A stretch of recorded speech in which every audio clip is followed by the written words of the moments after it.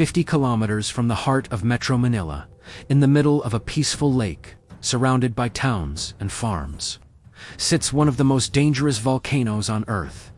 It doesn't tower like Mount Mayon. It doesn't dominate the skyline like Mount Fuji. From a distance, it looks almost harmless. Green island, rising from calm blue water. Tourists visit it. Fishermen work around it. Children swim in the lake that cradles it. But scientists know the truth. Taal Volcano is not harmless. It is a loaded weapon, and it has already killed thousands. Right now, as you listen to this, Taal is showing signs of unrest again. In late October 2025, the volcano erupted multiple times, sending ash plumes over 2,100 meters into the sky, generating pyroclastic surges, and forcing PHIVOLCS, the Philippine Institute of Volcanology and Seismology, to raise the alert level. And just weeks later, in early December 2025, seismic activity continues. Volcanic earthquakes are being recorded. Gas emissions remain elevated. Steam plumes rise daily from the main crater. The ground beneath Taal is restless. The question hanging over 30 million Filipinos living within the danger zone is simple and terrifying. Is this the calm before the storm? Or are we already inside it? To understand what Taal could do next, we need to look back at what it has already done. Taal's documented eruption history stretches back to 1572, over 450 years of violent, deadly outbursts. Since then, it has erupted at least 34 times, reshaping the landscape of Batangas province again and again, burying entire communities and killing thousands. But one eruption stands above the rest in sheer horror. January 30th, 1911, on that day, Taal produced a phreatomagmatic eruption, a type of explosion, triggered when water from the lake interacts with rising magma deep below. The result was catastrophic. Massive pyroclastic base surges, superheated clouds of gas, ash, and volcanic debris raced across the surface of the lake at terrifying speeds. These surges didn't just flow, they flew, hugging the ground and water, incinerating everything they touched. Entire villages on the shores of Volcano Island were obliterated in minutes. Over 1,300 people died, most from thermal burns and asphyxiation as the scorching clouds engulfed them. The 1911 eruption remains one of the deadliest volcanic disasters in Philippine history. But here's the part that should make your skin crawl. The same conditions that caused that disaster still exist today. Taal still sits in the middle of a lake. Water still fills the main crater. Magma still rises from deep below, and millions of people now live far closer to the volcano than they did in 1911. Fast forward to January 12, 2020. After decades of relative quiet, Taal roared back to life. The eruption began with steam-driven explosions that quickly escalated into a violent phreatomagmatic event. Within hours, a massive ash column shot 10 to 15 kilometers into the atmosphere, blanketing Metro Manila and surrounding provinces in thick gray ash. Volcanic lightning crackled through the eruption cloud, a terrifying display of nature's raw power captured on video and shared worldwide. Over 300,000 people were evacuated. Ninoy Aquino International Airport, the country's busiest, was shut down. Schools closed. Roads were clogged with fleeing families. And for days, ash fell like toxic snow across Luzon. The 2020 eruption was a wake-up call. It proved that Taal could paralyze an entire region with little warning, but what made it even more alarming was how quickly it escalated. Scientists at PHIVOLCS had detected warning signs in the days before increased seismic activity. Rising sulfur dioxide emissions, and subtle ground deformation, but the volcano moved from low-level unrest to full explosive eruption in a matter of hours. Families had minutes, not days, to evacuate. Now, in late 2025, Taal is showing those same warning signs again. Between October 25th and October 26th, the volcano produced 4 explosive eruptions, the largest eruptive sequence since early 2020.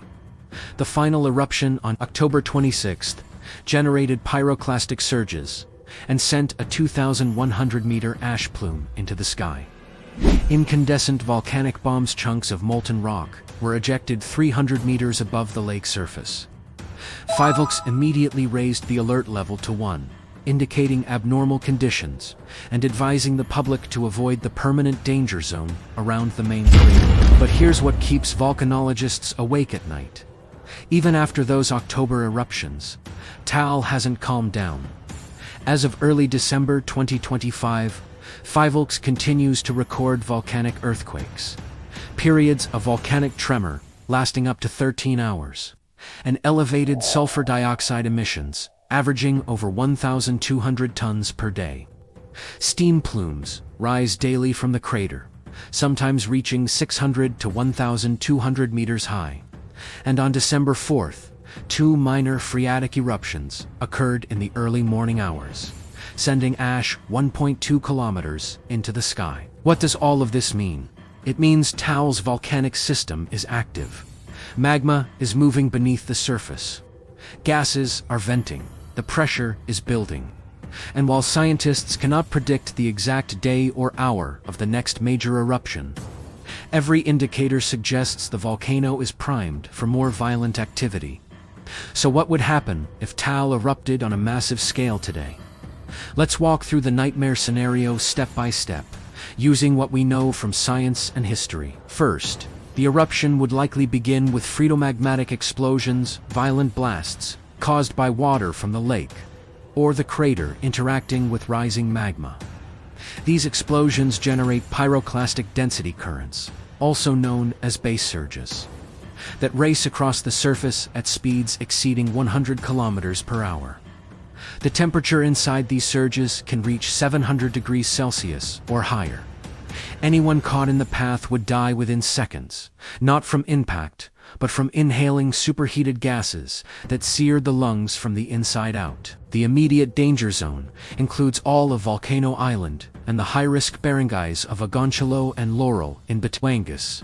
These areas are within the permanent danger zone, designated by PHIVOLCS, meaning no one should be living there during periods of heightened activity. But enforcement is difficult. Some residents refuse to leave.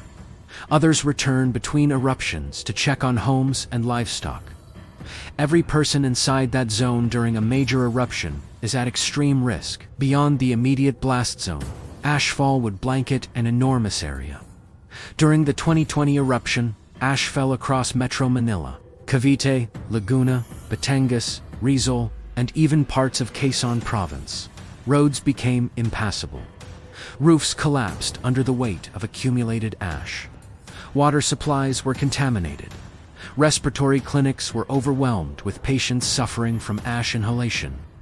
A larger eruption could produce even heavier ashfall over a wider area, potentially affecting over 30 million people in and around the capital region. Air travel would be crippled. Volcanic ash is pulverized rock and glass abrasive particles that can melt inside jet engines and cause catastrophic failures. During the 2020 eruption, Manila's international airport was shut down for days. A more sustained eruption could ground flights for weeks, severing the Philippines' connection to the global economy and trapping tourists and overseas Filipino workers abroad. Then there's the agricultural devastation. Batangas is a major producer of coffee, livestock, and vegetables.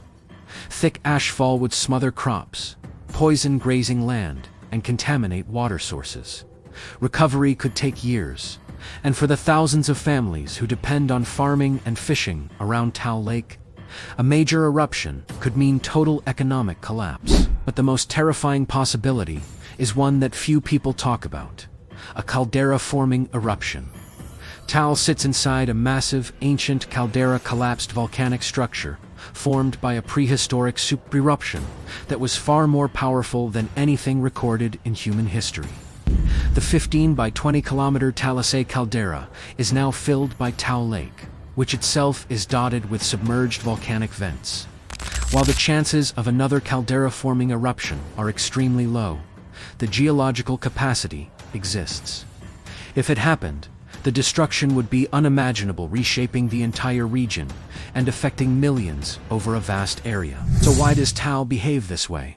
What makes it so uniquely dangerous compared to other Philippine volcanoes? The answer lies in its setting. Taal is a volcano within a lake, within a caldera.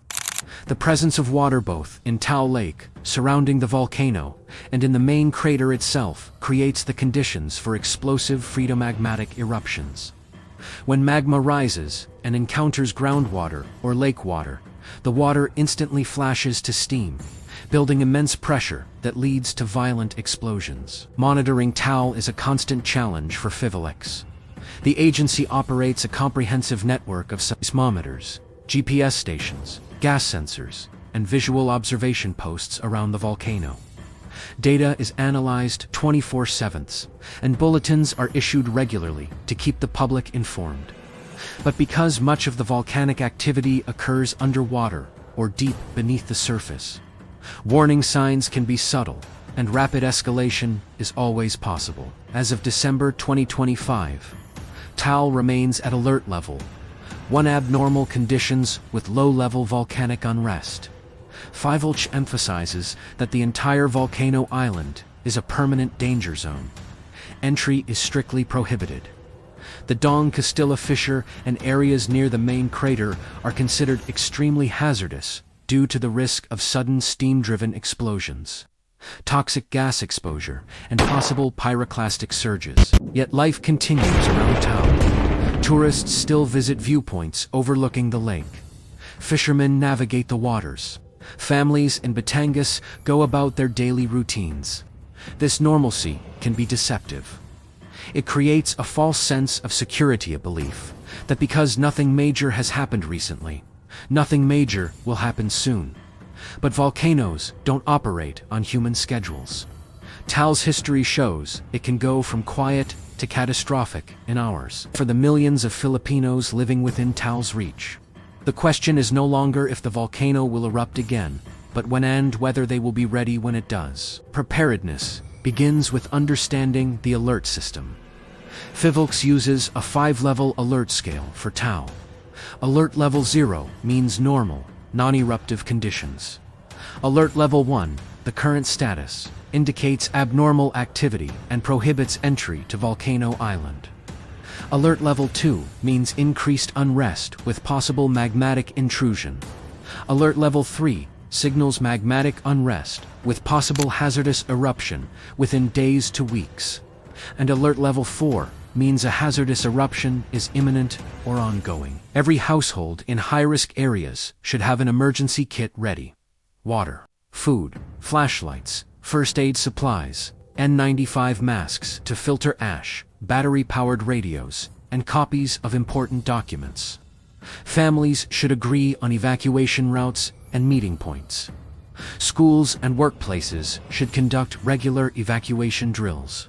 And most importantly, people must commit to leaving immediately when authorities issue evacuation orders, not waiting to see what happens, not going back for belongings, but moving to safety without hesitation. Taal Volcano is not a distant threat. It is a present danger, sitting in the heart of one of the most densely populated regions in Southeast Asia. It has killed before. It will erupt again. The only question is whether the next generation of Filipinos will learn from history or repeat it. So as Taal rumbles and vents and quakes beneath that deceptively peaceful lake, remember this: the volcano doesn't owe you a countdown. It doesn't care about your schedule, your plans, or your disbelief. It will act when physics demands. And when it does, the only thing standing between survival and catastrophe will be the choices made today. While the ground is still quiet, and there is still time to prepare, please do like and subscribe to BayanTube for more video and volcanic news.